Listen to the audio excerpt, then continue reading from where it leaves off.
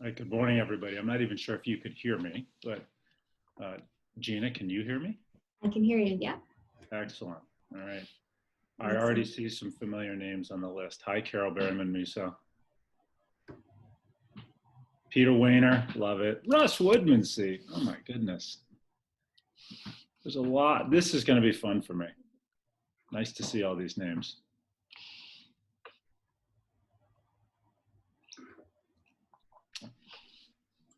Looks like people are still signing in. They are. So give it a couple minutes. Well, good morning, all. I'm looking forward to this. I hope you are as well.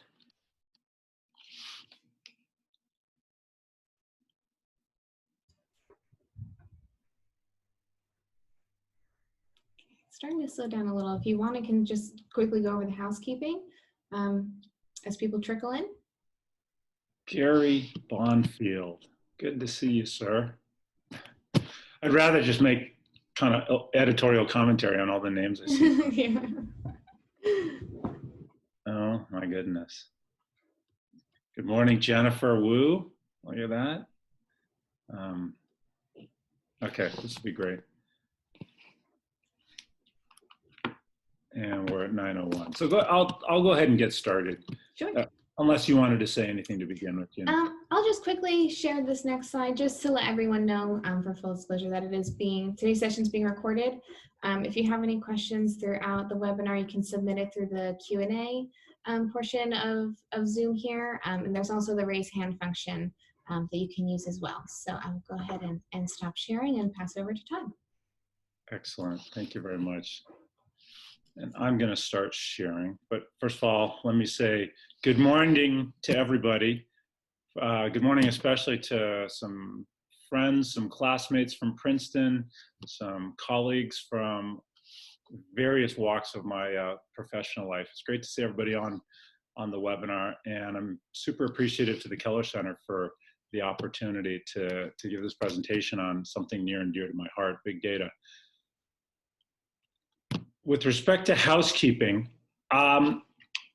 some people may be expecting this to be a 60-minute session. Others may be expecting it to be a 90-minute session. We had a little bit of a divergence for calendars. So I'm going to be doing my best to make the content portion of this discussion 60 minutes in case people were planning on dropping off at the top of the hour.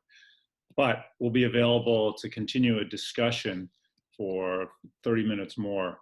So feel free to make this as interactive as possible. In fact, I'd appreciate it if all of you keep me honest on your opinions about big data and whether I'm representing your experience accurately.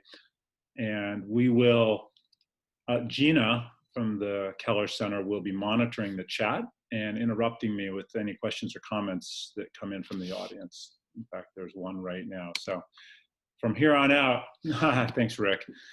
From here on out, I will rely on Gina to be the control tower moderator while I switch to presentation mode.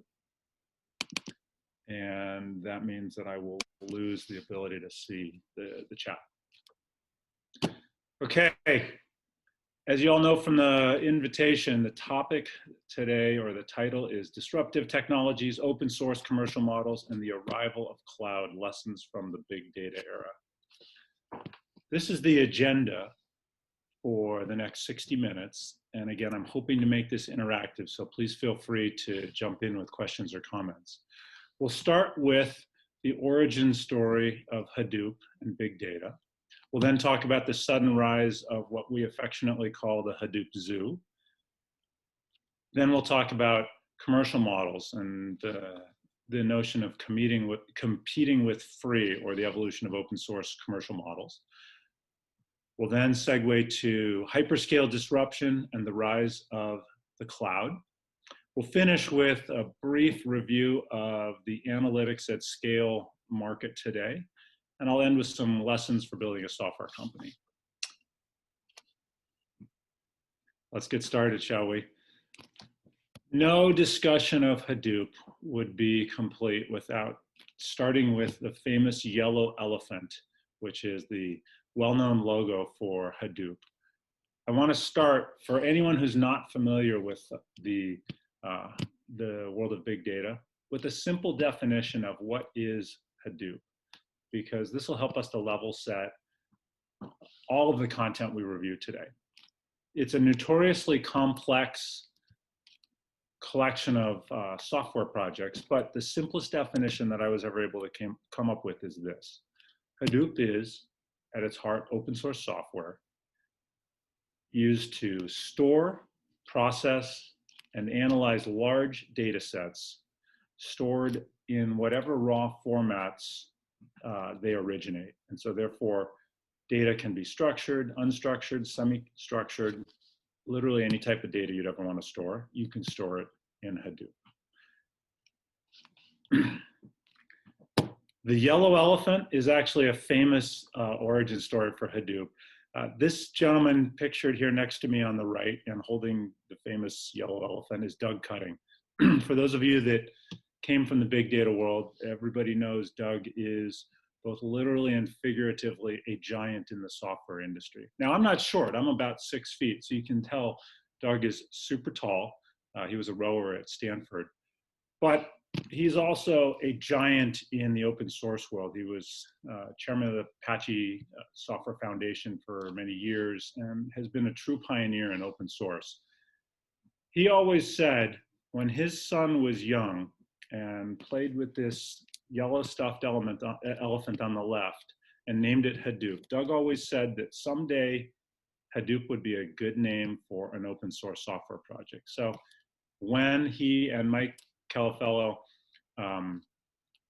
originally conceived of Hadoop, that was Doug's opportunity to finally take the name of the yellow elephant and apply it to an open source project. So all the different logos and things that you'll see in the world of Hadoop that have to do with elephants all come from that little stuffed elephant on the left-hand side, and from Doug Cutting's experience with his 2-year-old son. So in the very beginning, Hadoop solved a new problem and solved it in an entirely new way. The original gangster big data problem back in the early days of the internet was, how do you make the internet searchable? So literally in the mid to late 90s, there were a couple of search engines. There was Yahoo, there was Excite, there was Google, of course. And every night, millions of new internet websites were going up. And these search engines needed to be able to catalog all the different websites that were being created and then make them searchable for customers using the search engines so that they could monetize those searches by serving up ads. But the IT context back in this era was very, very different from what it is today. Everything in the world of information technology was done in on-premise data centers using very expensive proprietary both hardware and software technologies. So it was an entirely different environment, and we had never seen before the volumes of data that needed to be stored and then analyzed back when the internet was early and expanding so rapidly. So back in those days, Doug was working at one of the early search engine companies, and he initially created an open source project called Lucene back in the year 2000 that was essentially a text search engine used to search the HTML and other forms of text on websites, and then help to index those text files so that people could then, again, build more complex searches on it, and so the companies could monetize. That was a very successful early on open source project that took a life of its own. And then following that, he and a graduate student at the University of Washington, Mike Calafello, created an open source project called Nutch, which is a web crawler. Today we know of web crawlers, they're still very much in existence, but this was the first, and it would, of course, go out every night and capture as many of the new websites as it could find based on links and things like that. So in those early days, when people were storing and processing data on physical servers, as Doug and his team created these storage and compute architectures, they were limited very much so by the size and the power of single servers, because that's where, that's all the technology they had. Cloud hadn't been invented yet. As Doug was wrestling with these problems, Google, who was also wrestling with problems internally, with the same challenges, published two famous white papers. One on how to store information in a large, scalable, and fault-tolerant manner, and the other on how to do the analysis on that information, also in a very fault-tolerant manner. Doug read those white papers, realized that Google was solving the problems that he and his colleagues were facing at other companies, and decided to create open source projects, because he was very much a believer in open source, to do what Google was doing on a proprietary basis. So we created a Hadoop distributed file system and MapReduce as the original two Apache open source projects that became what we know of today as Hadoop.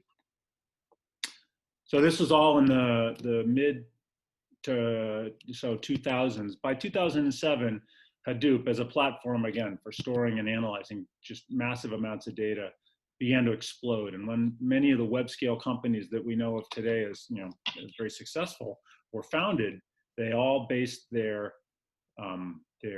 architectures for operating at web scale on Hadoop. So Twitter, LinkedIn, Facebook, and all of these companies also developed very strong loyalties to open source, and their engineering teams contributed mightily to the open source projects that they were leveraging. So there was very much of an open source explosion at the time.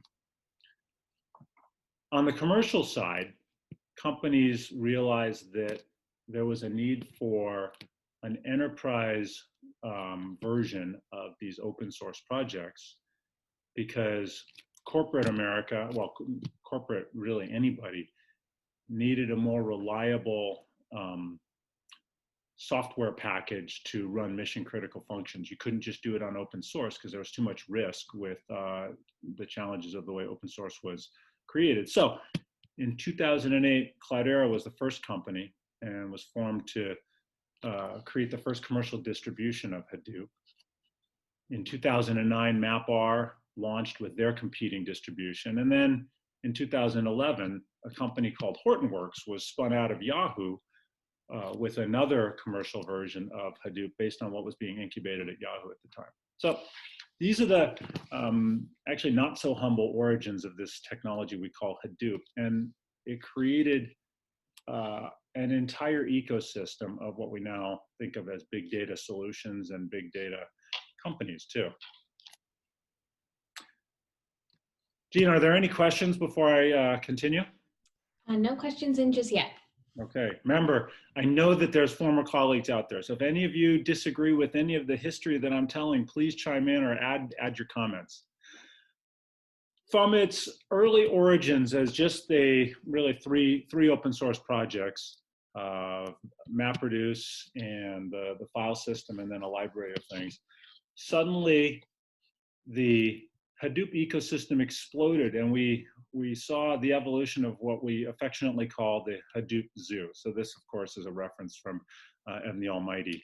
But when we talk about the Hadoop Zoo, those of us in the industry fondly remember that there were just there was a huge amount of innovation, and this was all powered by the open source development model, where in a very dynamic fashion, everybody who saw an opportunity to improve upon the technologies that were being used to ingest data, to move data around at scale, to come up with new analytics frameworks, to come up with orchestration layers for all of this very complex movement and analysis of data. These required constantly evolving new approaches to continue to innovate this whole challenge of managing and analyzing data at scale. And so many of the open source projects that you'll see listed here were named after animals, right? There's pig, there's Hive, which had a honeybee. There's even an orchestration layer called Zookeeper. So this was a super exciting time. And I don't know, we may look back on this and say this was really the first heyday of open source software.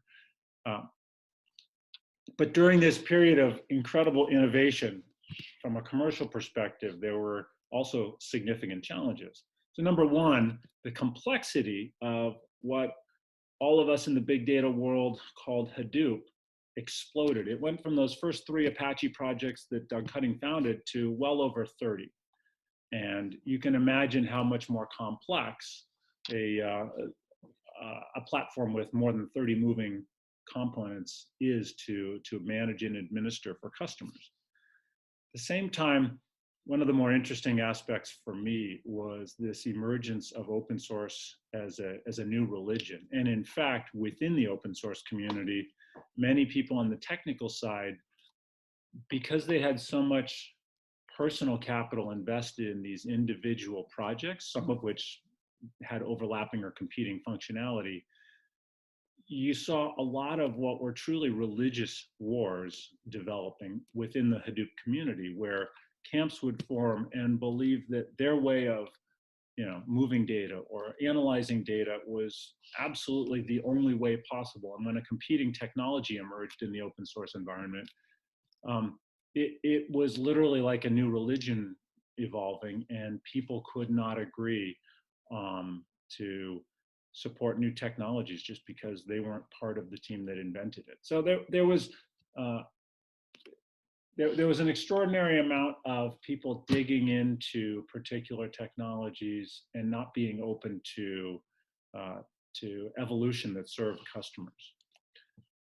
And on the customer side, everybody expected what I call the enterprise software free lunch. So customers were coming to open source from a historical perspective of using, again, proprietary and very expensive hardware and software, whether you were talking about servers or whether you were talking about databases or integration software. All of the choices that customers had up until that point were proprietary. And therefore, they felt as though they were locked into the vendors of these proprietary solutions and to their pricing and commercial and negotiation practices.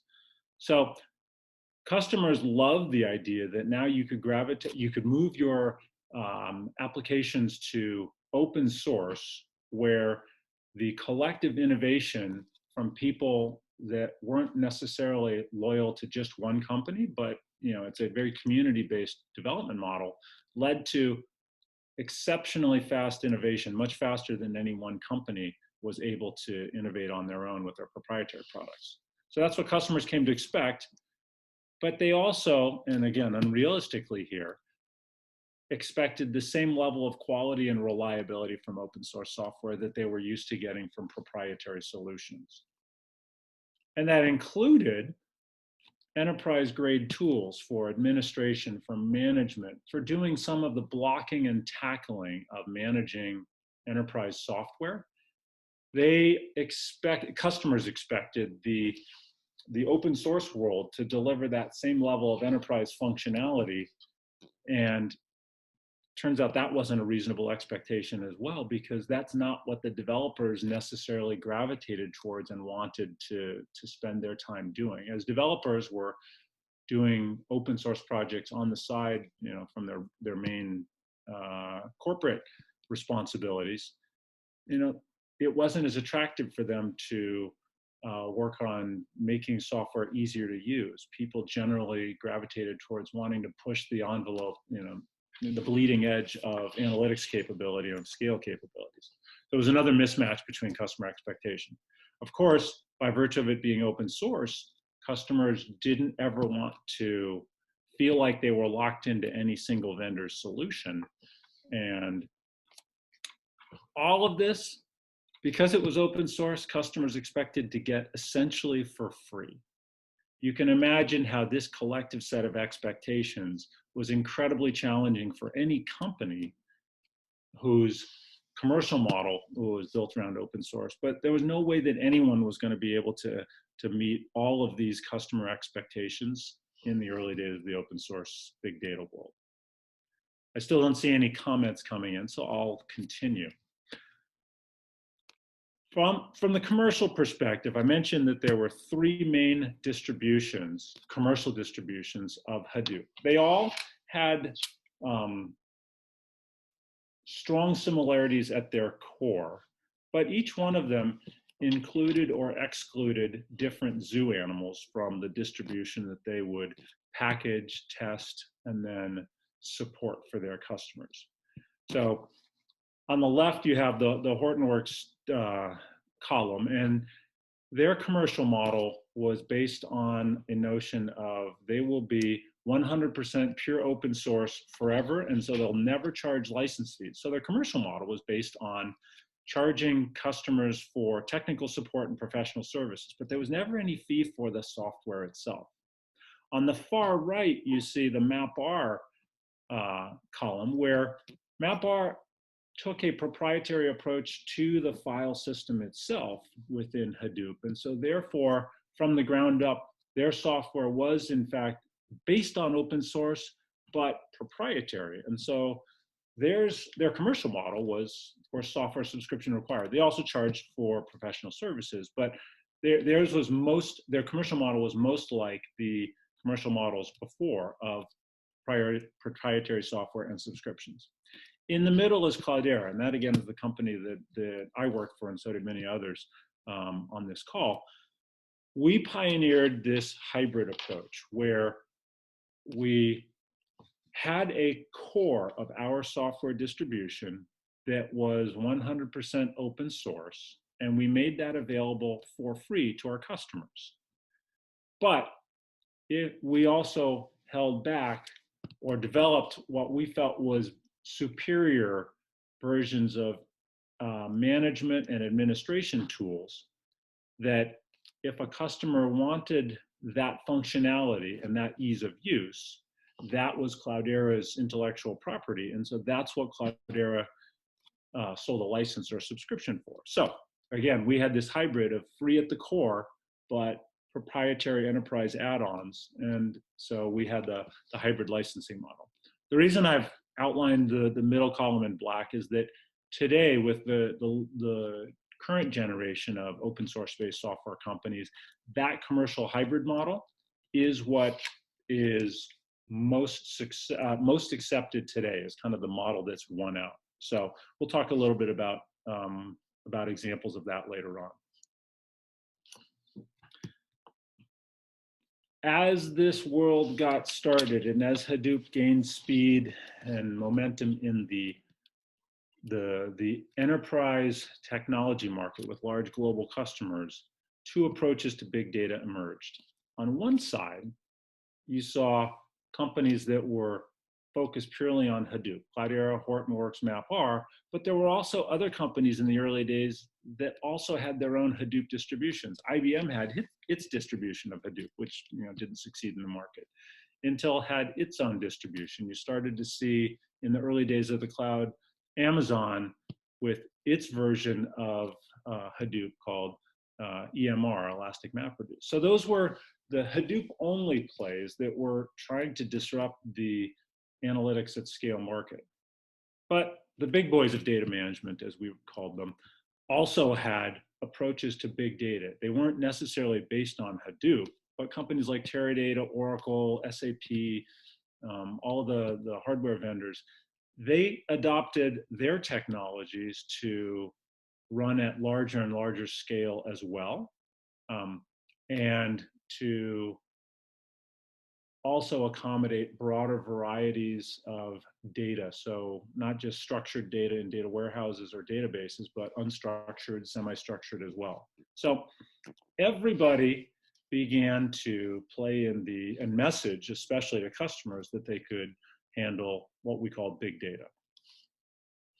Predictably, and this was, from me, the most fascinating set of observations and learnings from this era in my career, watching the ecosystem alliances form. So each one of the big 3 Hadoop distribution companies formed alliances with larger, what we would call big brother partners. Hortonworks aligned early on with Teradata, Microsoft, SAP, and also EMC.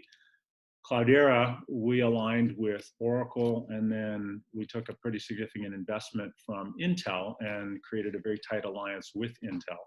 MapR turns out aligned early on with Amazon and helped them to get their EMR product off the ground. So these alliances formed, and then as different players got different, established different levels of momentum in the market, predictably alliances shifted. And so you'll see at the end, the learnings that I draw from this period is a lot of them were about what I personally saw happening in the ecosystem and how to expect that these different patterns will play out over and over again. But you can see here, I'm going to just go back and forth. You can see that, and this again is my characterization. I'm sure the other people who work for different companies would portray these slightly differently.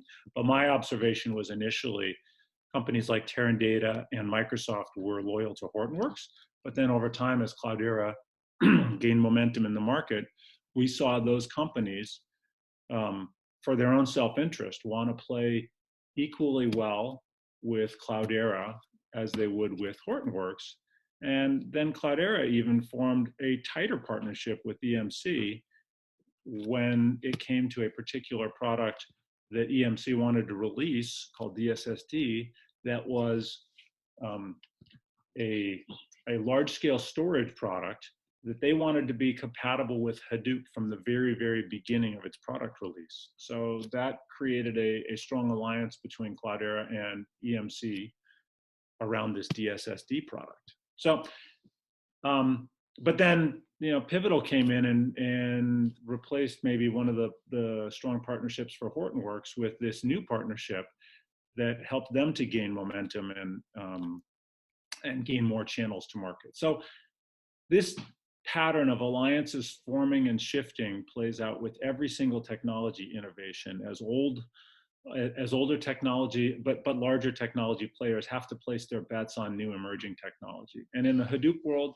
it was fascinating to watch. There's many stories that I could entertain people with if time were unlimited, but I'll stay on course and keep going here. And at the same time, of course, all of these different alliances were competing for the same workloads and the same use cases, all right?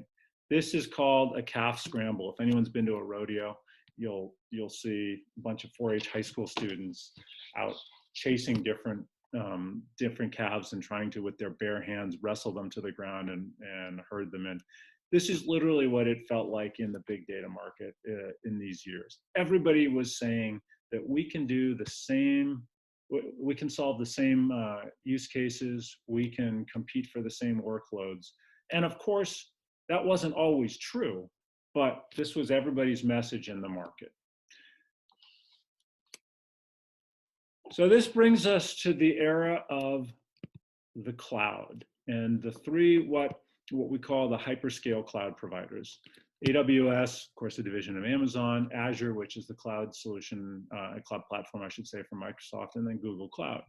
So while all of the approaches to big data were largely focused on improving the way data was managed and analyzed in an on-premise inside the data center world, these three were building their cloud business. The technology and the economics of the cloud was also innovating at an extraordinarily fast pace.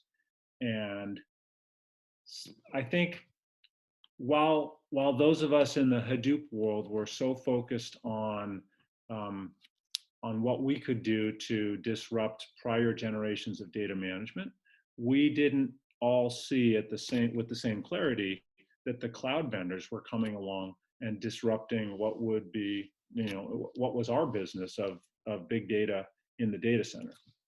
So in pictures, the cloud's impact was undeniable in three areas. Number one, the cloud removed so much of the technology complexity of Hadoop.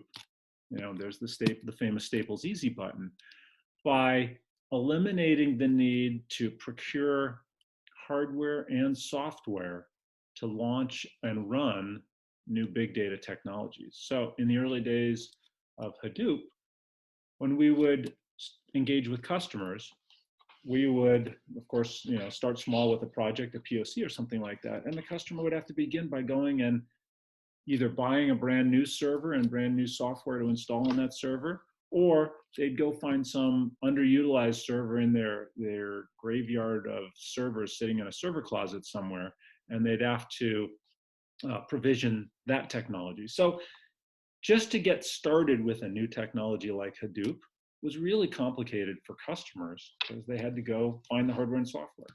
That created, of course, a tremendous amount of business risk. So the cloud's impact by eliminating the need to go buy hardware and software and just being able to spin up compute resources in the cloud dramatically lowered the business risk.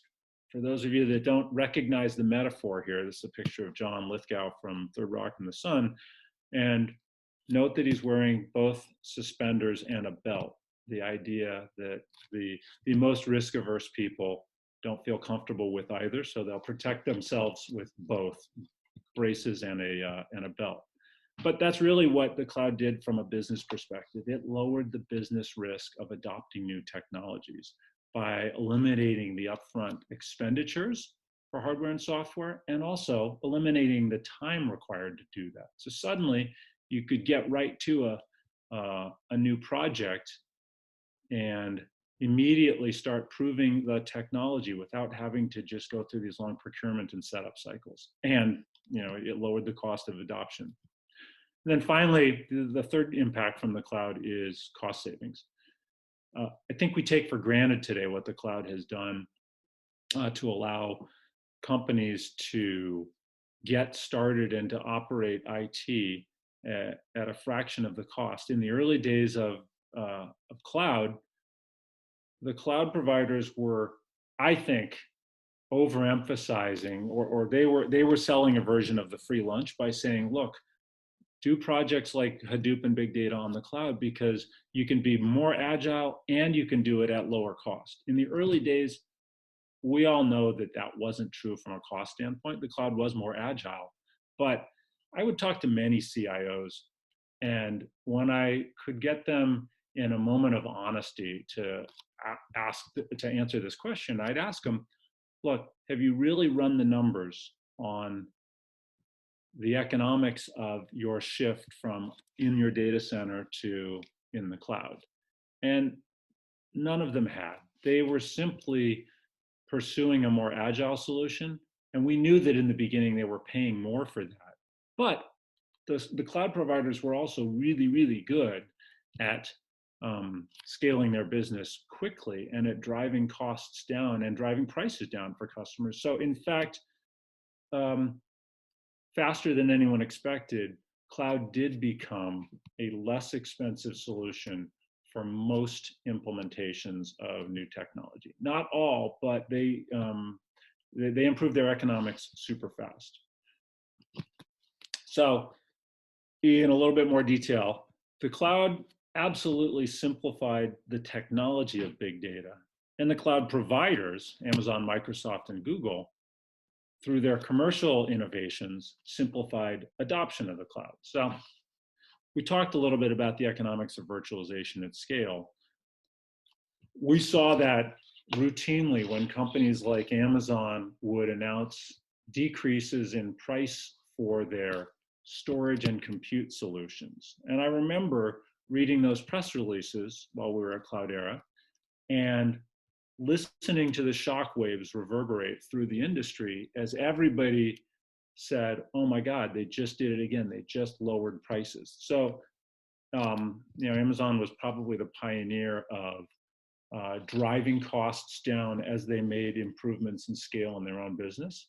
And that put tremendous cost pressure on everybody competing both for hardware and for software business. From an analytics perspective, we also saw the cloud providers develop their own in-house proprietary offerings, which really were, this is a practice called strip mining. These were forks of open source projects that the big cloud providers would take, as in they'd take the code from the open source world and begin to innovate on it in an in-house proprietary fashion without contributing innovations back to the open source world. So again, that practice is called strip mining, and it allowed cloud providers to develop unique capabilities in their solutions, especially in their, all of their solutions really were managed services, but without the years of early development work that that everyone had to do if you took a truly proprietary approach to innovation. They were able to take advantage of all the development that was done in an open source environment, and that continued to be built in an open source world. And anytime they saw something in the code base that they thought was applicable to their business of managed services, they'd adopt it, but they wouldn't give back. So this was a tremendous advantage of their business approach. It did not sit well with people in the open source world, but you know, the nature of open source is you gotta accept that that's a business risk. I mentioned the fact that all cloud providers developed a managed service approach, which reduced complexity and risk. Managed services are, that's again, only available really in the world of cloud, but when a customer no longer needs to run software and administer the software themselves in their own data center, they adopt a managed service solution from a cloud provider. And it doesn't have to be a cloud provider, but it's a cloud-based solution. The solution providers themselves handle all the complexity and mitigate all the risk of software. And these are complex software packages. So customers can simply use software without having to worry about running the software. This was a huge improvement over the big data architectures that we were focused on by selling a solution that customers could run in their own data center. The commercial model for the cloud, everyone accepts this today, right? It's usage-based and it has complete transparency. But that was a big innovation when cloud was becoming, quote, a thing. So that helped to reduce or remove a lot of the commercial friction for companies trying and then adopting at scale new technologies. When the pricing was simple and easy to understand and based purely on usage, companies didn't have to buy in advance. They didn't have to buy more than they need. They literally swiped credit cards and bought compute and storage from the cloud vendors as they needed them. It was a dramatic shift in how software was bought. And then there was something else going on too. In the C-suites, as cloud gained steam, there was a discussion that started taking place where conventional wisdom shifted and companies said, we are just going to get out of the data center business entirely. This took several years to evolve because, of course, the cloud had to reach a level of reliability, and the economics had to reach a level as well where companies, and I'm talking big companies, could actually sunset their data centers and shift all of their, or the majority of their IT operations into the cloud. But this became a discussion in the C-suite that companies that were just selling into the IT organization and not solving a bigger problem that was a C-level problem, you know, we weren't in these discussions to the extent that the cloud providers were. So there was a whole new level of discussion going on about getting out of the data center entirely, and the cloud vendors were leading that. So as a result, I've said, cloud vendors, they started by playing the same analytics game that we were all playing, but very soon they were playing a different game about addressing fundamental business needs for agility and lower cost structures across all of the IT infrastructure. Said another way, I have two great quotes that I found in the research of this. One from a managed service customer that said, Hadoop deployed in the public cloud allows us to make decisions solely based on internal customer needs and not what our infrastructure can support. So you can see that that sums up from a customer's perspective why running Hadoop in the clouds just made more sense because it made all decisions a lot easier for the customers. From an analyst perspective, this quote reads, "The public cloud nailed operational complexity challenges. This was a major blow to the Hadoop distribution companies like Cloudera, Hortonworks, and MapR that were late to the cloud.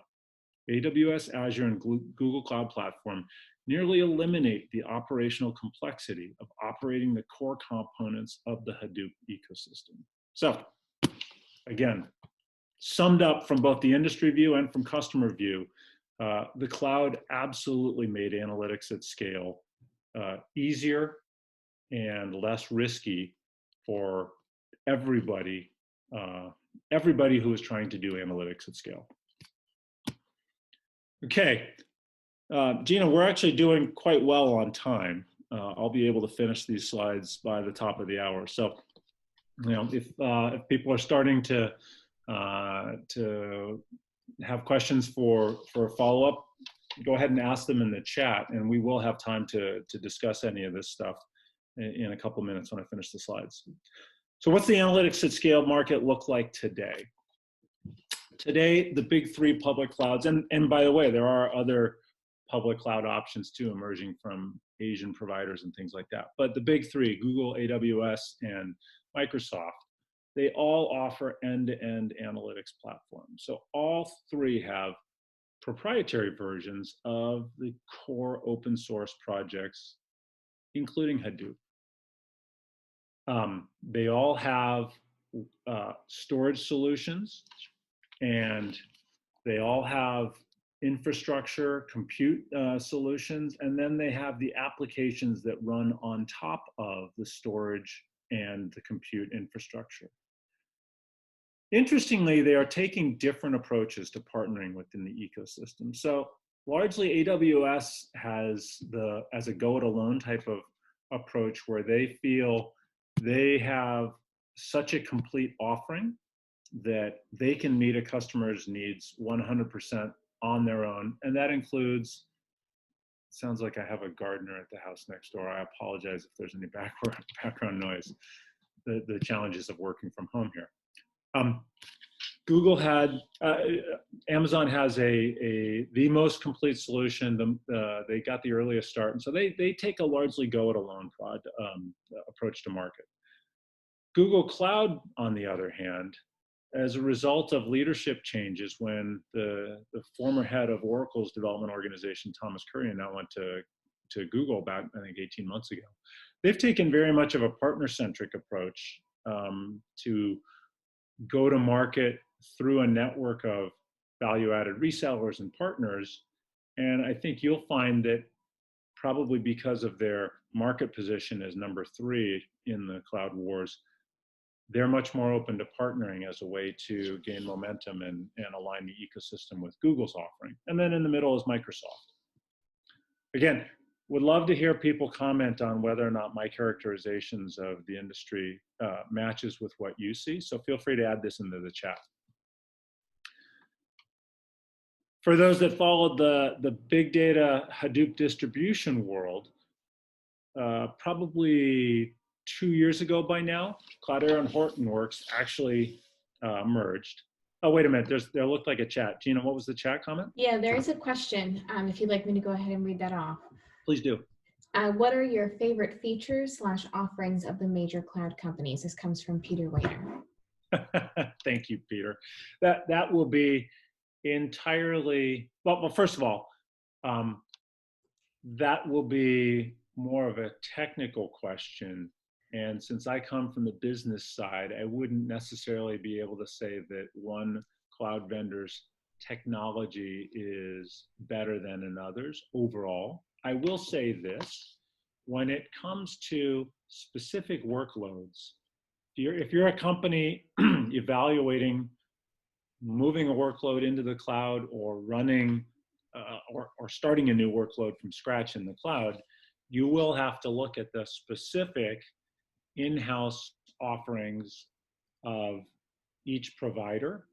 So for example, if it's a SQL-based workload, you'll have to compare the SQL-based offerings from AWS with those of Microsoft and those of Google.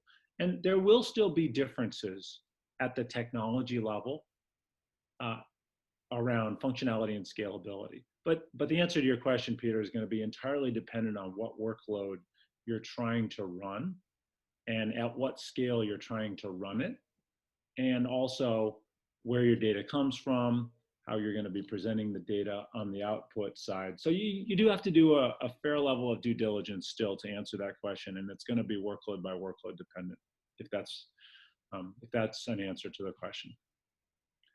If not, you can ask a follow-up in the chat. Looks like there's some more chat questions. Yeah, he just replied, sure. Perfect. So the other, so as I was saying before, Cloudera and Hortonworks merged and combined their Hadoop distribution. So this has been a long process to take the best functionality from the previously Cloudera distribution and the Hortonworks distribution and combine it into one unified offering.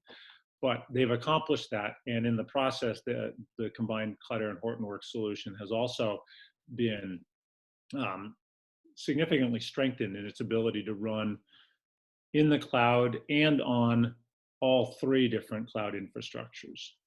So I'll talk a little bit more about that in a second.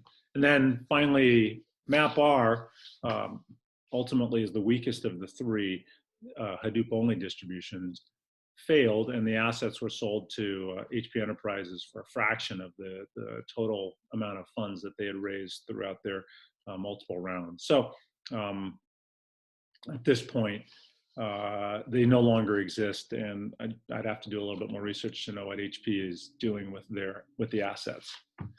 And then probably the most exciting thing going on today is that there continues to be many best-of-breed solution options available. So there's open source companies that are solving a specific component of the big data challenge. So Elastic is built around an open source project called Elasticsearch. Confluent is built around the Apache Kafka solution, which was spun out of LinkedIn.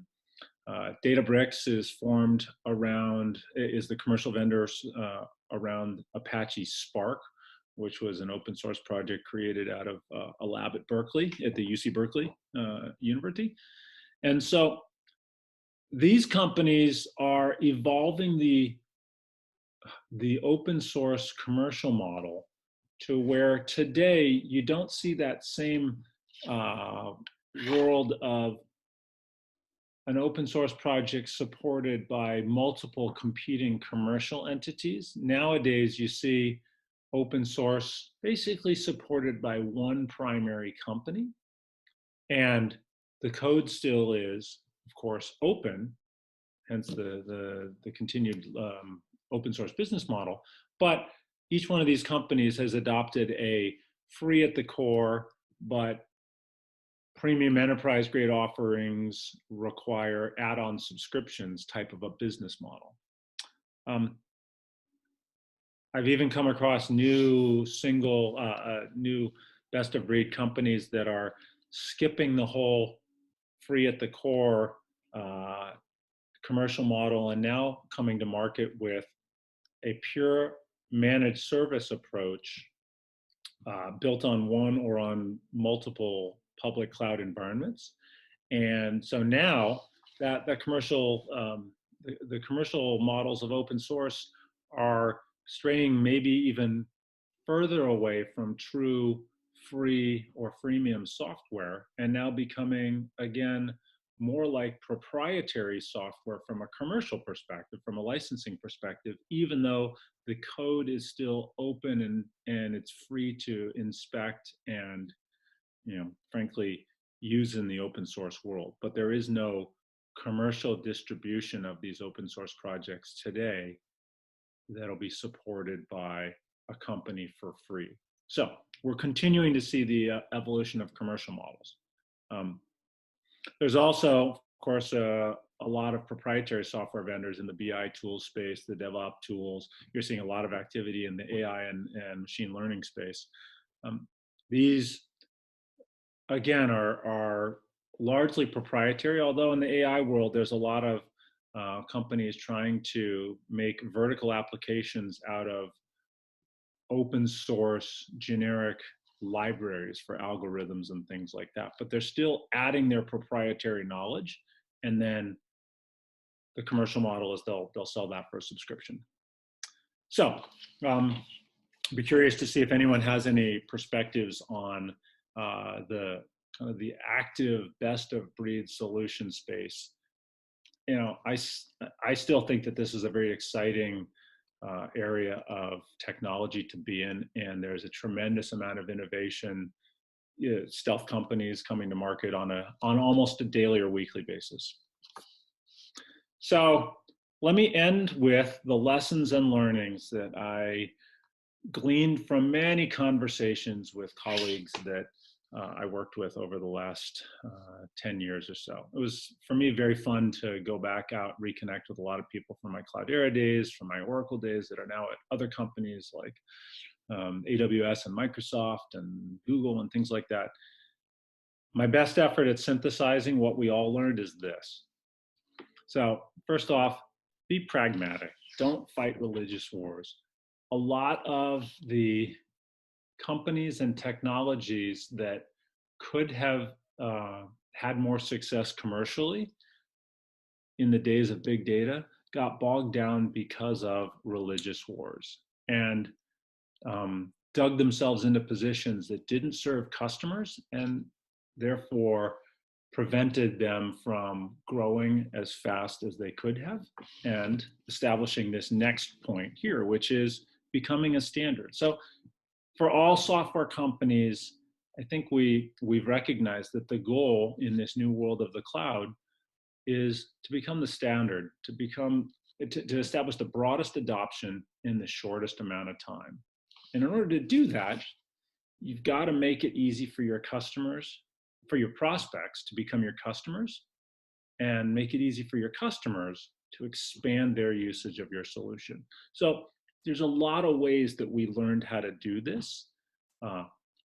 Commercial models, free downloads, trials, all of these are now very, very accepted techniques for getting prospects and early stage developers to use your product and to start gaining momentum in the market. But you got to be super focused on removing all barriers to adoption and sources of friction in your commercial model. One of the best learnings from our experience was knowing what you're going to give away and what you're going to hold back and charge for, right? So again, in Cloudera's experience, we took an approach of creating this giveaway, the core open source software, but hold back and charge for the proprietary enterprise add-ons and areas where we thought we could manage the innovation and the product development roadmap better in an in-house sense than we could in the kind of messy open source world. But other companies have taken different approaches. It is just very important to strike this balance of making it easy for customers to adopt and giving your solution away or making it available to start and try for free, but also knowing you have a legitimate commercial model to build a successful business on over time. So not just commercial models, but IP licensing strategies matter. There's a lot of different open source licensing options that each have different ways to restrict other people from using your open source code. Choose those carefully because those really represent opportunities to create defensible licensing strategies and in some cases to prevent competitors from gaining unfair advantage from your open source efforts. So pay attention to that. Looks like there was a comment, Gina? Yeah, there is a question that was submitted. Marcos submitted, I was wondering which are the most trending topics that new companies are building around big data, robotics, smart cities, etc. All of the above. I mean, literally all of the above. Nowadays, because the size and scale of data sets and the different ways that you can analyze those data, those data sets are, I mean, I would say almost unlimited. Certainly the size of data sets are unlimited. You can, there is no limit to the number of, quote, big data problems. And I think the couple of examples you raised are great, but there's so many other ones. So I don't know if I would necessarily rank any one higher than any other, because you just see all over the map, companies are now, I mean, everybody views data as an asset. That wasn't, surprisingly, that wasn't anywhere near as commonly held a belief and understanding even 7 years ago. But today, everybody knows that data is one of the most valuable assets that a company can create. If you know how to leverage the data that your, world of sensors and devices is kicking off, you'll be better off. So I apologize for not being able to kind of rank order some of the specific uses. I think that they're all super, super important. Another question was submitted from an anonymous attendee.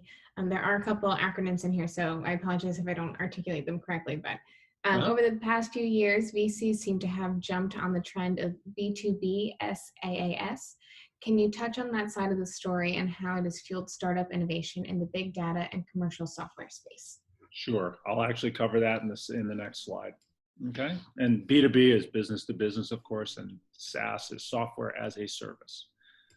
All right, so just hold your thought there.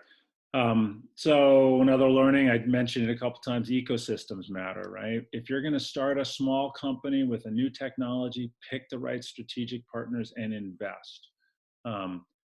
It may not be the perfect match. There may be some inherent limits on the commonality of your and your larger big brother strategic partners' visions for the future of your technology.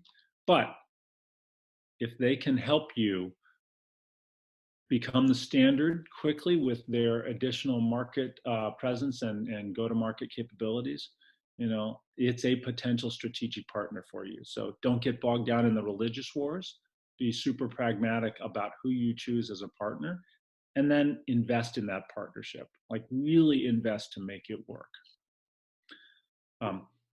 This was a great quote by one of my friends from Cloudera. Said, as you lead one revolution, beware of the revolution that follows yours. And so again, we were leading the big data revolution, but the cloud was coming right behind us, and we might not have seen it necessarily as clearly as we should have, because the cloud continues to change everything.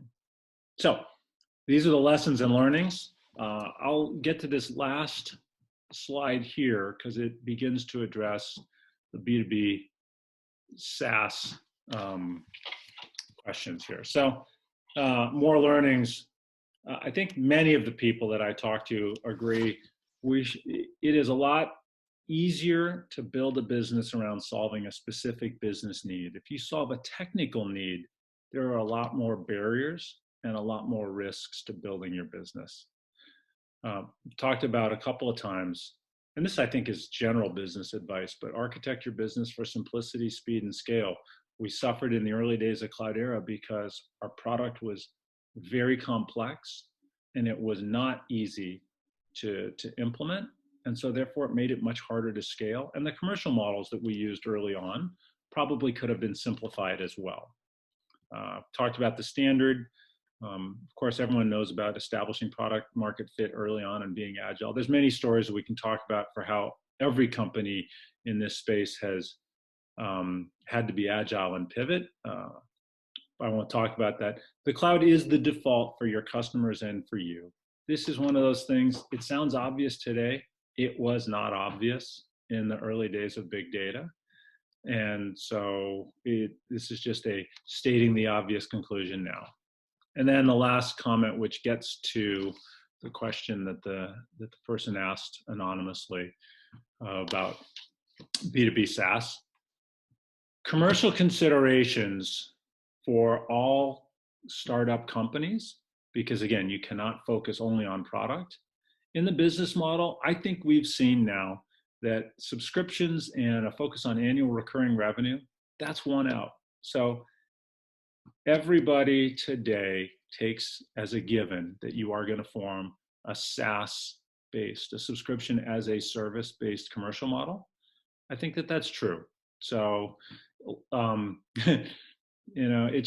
it makes sense to be biased towards adopting a commercial model that your customers have already adopted. Managed services, another key to reducing complexity and technical risk. That trend is going to continue to accelerate. We talked about the importance of consumption-based usage and transparent pricing. That just makes it easier for your customers to adopt upfront, right? They don't have to buy large chunks of capacity of your product. They can just pay as they need it, as they start to use it. And that will actually help to accelerate their usage of your product in and of itself. Gina, there was a question that came in? Yep, there's another follow-up question from another attendee, Kong. What are the true barriers to entry for B2B SaaS?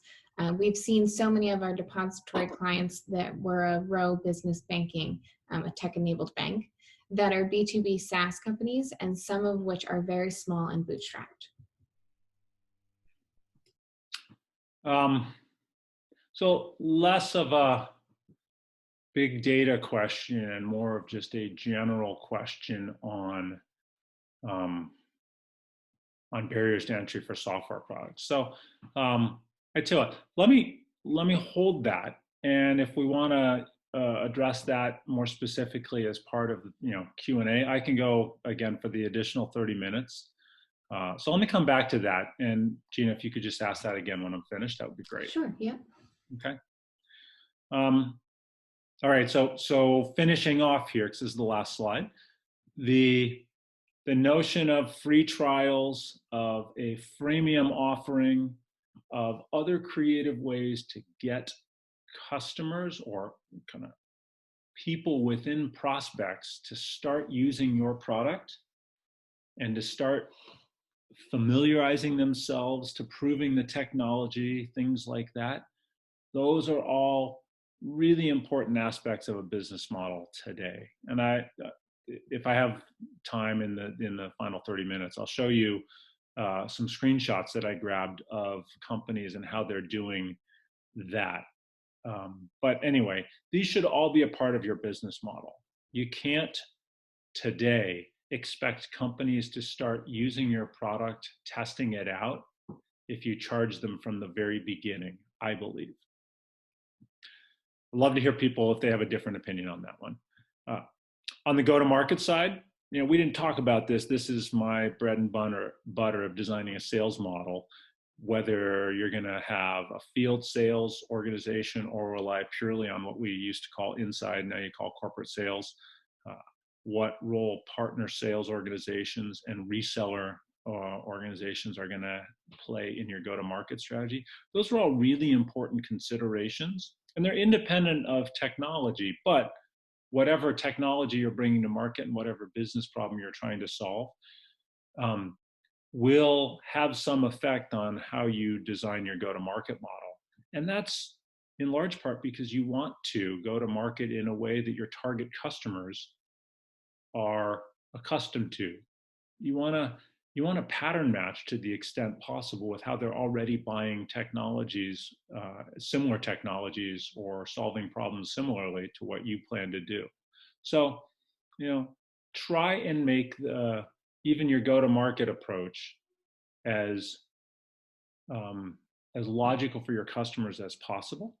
And then on the demand generation side, there's just been a huge amount of innovation, much of which, frankly, we were on the forefront of at Cloudera in areas of account-based sales development and account-based marketing.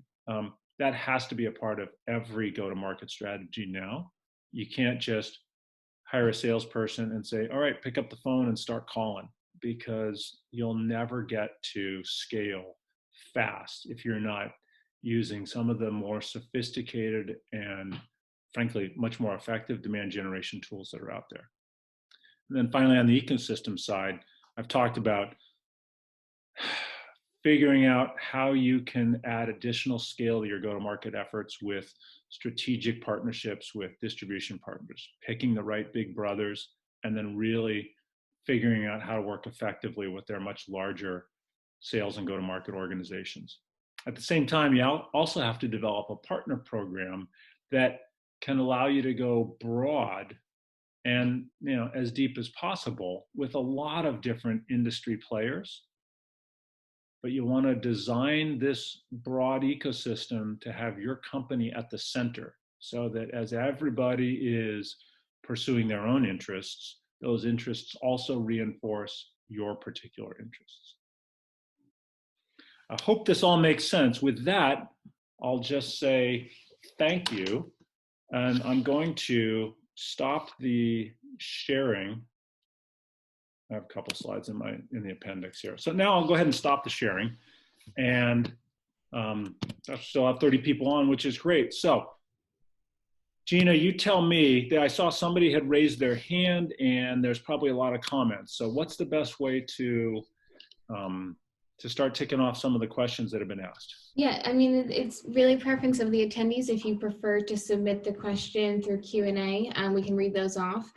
There is the raise hand feature as well. And if you raise your hand, we can, enable your microphone so you can say the question verbally to have more of a conversation.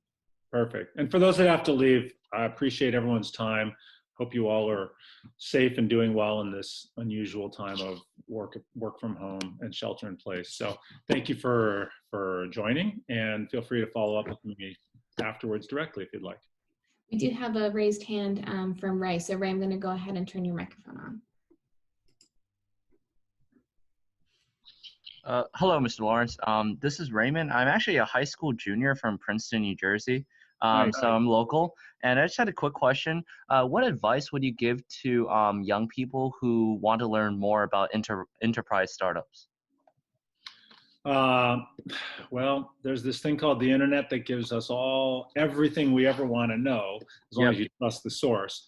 But let me ask you a more kind of a focusing question. The learning about startups, I presume you're thinking about this from you might want to work for one of these companies one day perspective, right? Yes. Do you have a sense for what type of role you would pursue as a career? Would you go into engineering, into marketing, into sales, into human resources? Have you, as a high school junior, actually, I don't know if you have thought enough about that, but depending on the function that you want to go into, I would focus my energy on the startups along with the functions within that startup that you're interested in. And there are, I'm sure, many kind of more targeted ways to go at the information that ultimately you're I think, looking for.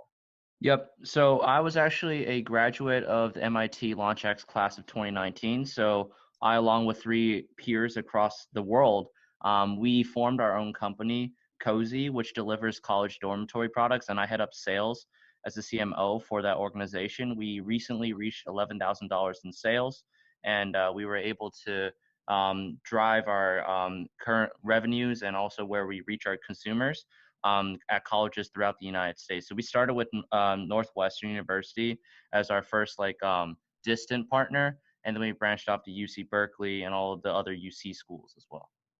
So super. What I would suggest is that would be probably a better conversation to have one-on-one, but I'd be happy to share some of my thoughts about how to go about commercializing from a sales and marketing perspective, since that's the immediate perspective that I think you're asking from. But yeah, congratulations to you and your co-founders. That's exciting. Yeah. Thank you so much. Yeah, and so look, Gina's got my contact information, and you can just send me an email at todd@thimblepeak.com, and I'm happy, or connect with me on LinkedIn. Sure. Thank you so much. Sure. All right. Other big data related questions from the audience? I do have another raised hand. Okay. Okay, go ahead. Yeah, hello. I'm Srikant from New Delhi, India. I'm an entrepreneur who are our products are in the space of enterprise learning and hiring. In the given context, with the digital reach becoming so important with the COVID and pandemic, etc., how do you think if we want to scale with government as the user, for this type of education and recruitment. These are very, policy-driven products. From the technology perspective and the strategy perspective, do you suggest anything from being cautious in the strategy for that? Sure. So I'm going to assume that you've already nailed product market fit, and behind that question is a confidence level that you've got a solution that a government entity will find valuable, specifically around education and recruitment. So if that's a bad assumption on my part, then that's where you got to start. But if you've nailed okay, that's correct assumption. Good. So if you've nailed product market fit, then the question is, how do you go to market? And going and selling into and marketing to government entities is a beast unto itself. So here in the US, if you're at all familiar with US government entity procurement, it is a very specialized field. And so people they are specialists in selling to government entities. Some of them are further specialized in selling to the federal government, whereas others are specialized in selling to state and local government or selling to higher education government entities. So the procurement process for those segments of the market is somewhat unique, and it helps to have to acquire the selling expertise to know how to sell to governments. And so if you don't have that, figure out which are the governments that you're going to initially focus on, if it's US or if it's India or something like that, and then go acquire that sales and go-to-market talent specifically, because that will accelerate your success or failure in those endeavors significantly. It is, and I'm not a federal or I'm not a state and local expert. And that's why I know that if I were to just pick up the phone and start trying to figure out how to sell to the US federal government, it would take me forever and I would fail. So go get the expertise and expect that you're going to have to pay for people that know that and have the contacts there. That's the best advice I can give you. Thank you. All right. Hey, there's a question from Alex. I'll answer this because it's in the Q&A and I can read it. How do you think we will be able to overcome many of the challenges presented by cloud computing, especially with security and privacy? Okay, great question, Alex, because that question has been asked since the beginning of cloud time, right? So early on in the cloud days, people were concerned with exactly those issues. My own view, and if they're still concerned with them today, I think they're kidding themselves. And I say that because early on, yeah, it was a legitimate concern. Did the cloud vendors understand security? But actually, let's take them separately, security at least.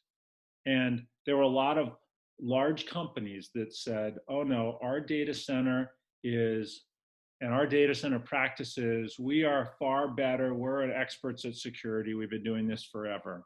The reality is those companies got hacked far more often than the cloud vendors did.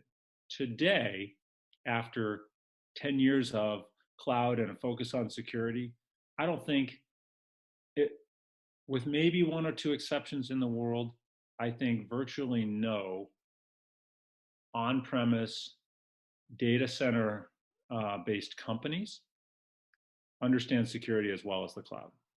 So from a security standpoint, the cloud is secure today. It's at least as secure as anything you would do on premise.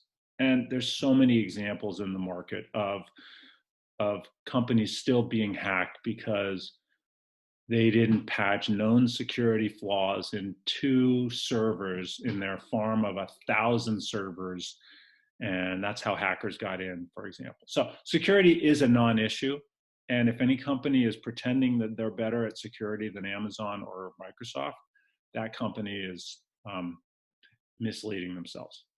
Privacy is another question, because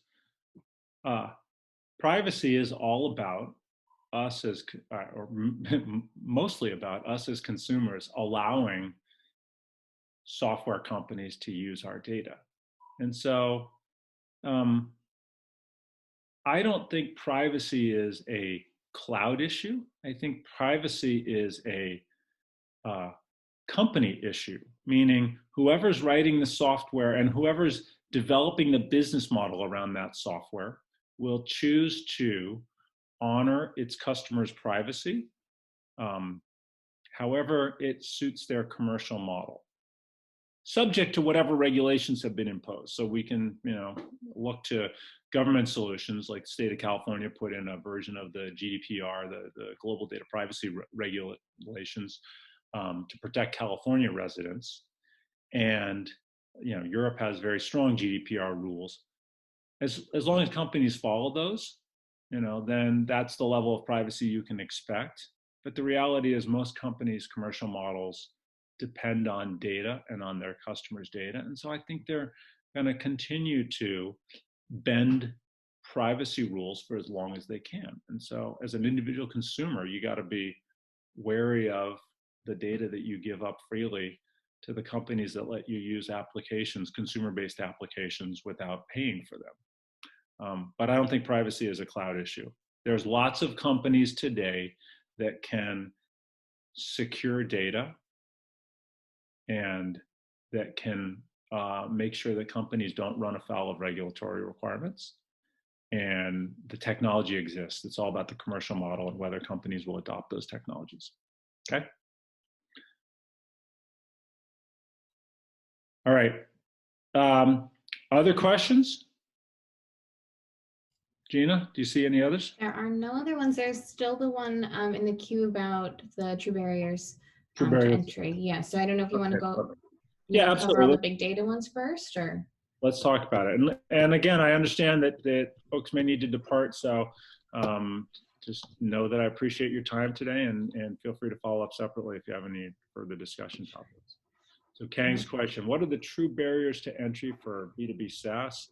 We've seen many of our depository clients, and they are a tech-enabled bank that are B2B SaaS companies, and some of which are very small and bootstrapped. I'm also going to go ahead and enable Kang's microphone just in case there's any follow-up. Okay, cool, thank you. Hey Todd, Kang here. Very nice to meet you. So I'm class 07. My understanding, or I guess I used to think that B2B SaaS has to be big, like publicly listed companies. But recently we've seen a lot of these B2B SaaS companies that are very small. Some of them have even fewer than 10 employees. They have never raised any external capital, but they're still able to launch products and sell their products to pretty large clients, including regional banks and even law firms and other clients. So I'm just wondering, what are the key barriers to entry for B2B SaaS companies? Well, it just seemed quite easy to launch. So I thought that you might have some insights. Yeah. So I think you're exactly right, and your examples answer the question in one sense, which is there today are virtually no barriers to entry because of things like the cloud. You can assemble a small group of colleagues to go write software, and it's never been easier to write software or to create analytics on top of data that you just store in the cloud, and you use all the analytics frameworks that we've just been talking about from the cloud vendors themselves or from third parties. It's never been easier to create a new software application and one that works. So it's not as much barriers to entry anymore. It's barriers to scale, because there's lots of little bootstrapped companies appearing every day with new ideas. The question is, which of those ideas and which of those companies will accomplish what we've talked about in this lecture, which is becoming the standard and achieving scale so that they become a successful commercial business. They're already a successful technology, but nobody knows about them. Or rather, they're in the process of building their business. So that's where companies need to, early stage companies need to focus not just on the technology, but on the commercial model and on doing everything that they can to build scale. So there are so many ways now to leverage MarTech or marketing technology software products to get your word out and to get it out, to get word out about your company to many, many like super well targeted prospects. And then there's a lot of very efficient ways to monitor how your demand generation activities are succeeding with certain targets and deciding how to step on the gas with following up with those targets as they continue to show more and more interest and propensity to engage with your solution, and then getting to the point where they show a propensity to engage with you because they've been doing a lot of research and you know exactly what they're doing on your website, and then suddenly structuring a low friction or no friction adoption model to say, hey, try our product, get started using it, prove its business value, and then, further down the line, you sell them as a customer where they actually start paying for the product. So I don't see these as any barriers. These are just new practices that have become increasingly well known for scaling your business, and you need to be adopting as many of those as possible.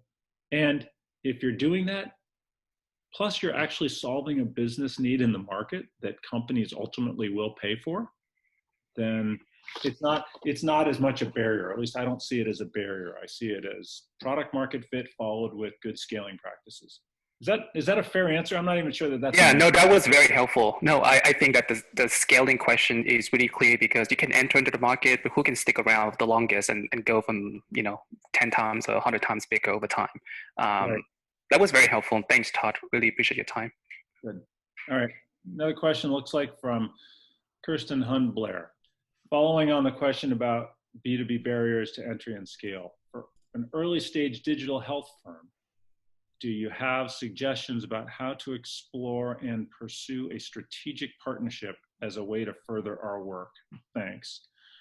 Honestly, I'd need to know specifics about what market you're trying to penetrate and how well you've defined your product market fit and how well you've defined the business problem you're going after and the companies, the target customers that have that business problem. But once you've figured out what's your ideal customer profile and what are your target accounts that match that ideal customer profile, then the way to craft an ecosystem strategy is to think about all the other players in the ecosystem that are also selling to or doing business with the accounts that match your ideal customer profile. And that's your universe of potential ecosystem partners. And then you further need to think about your solution and how it aligns with the interests of these set of potential ecosystem partners to see where there is the best kind of mutual benefits, right? It's not enough to just say, oh, you're selling to this title or this buyer persona at this company, so am I. Great, let's work together, because that's worth something. The partner and you will say, oh, great, we can share notes about, this procurement officer and how he or she behaves, and this IT buyer and how he or she, behaves and things like that. That's somewhat valuable.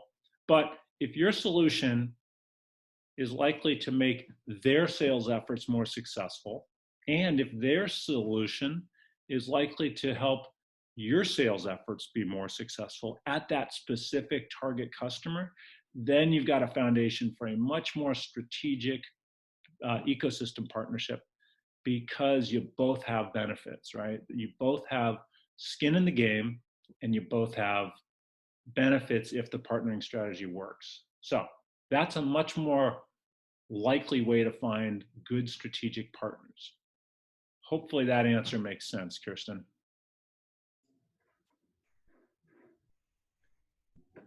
Any other questions? Okay, anonymous. Here's one.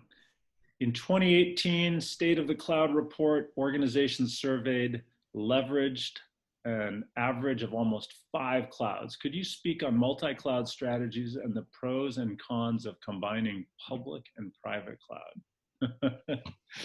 There are people on this call that are much more qualified to answer that question than me, and I know them by name, but I'm going to go ahead and try it. So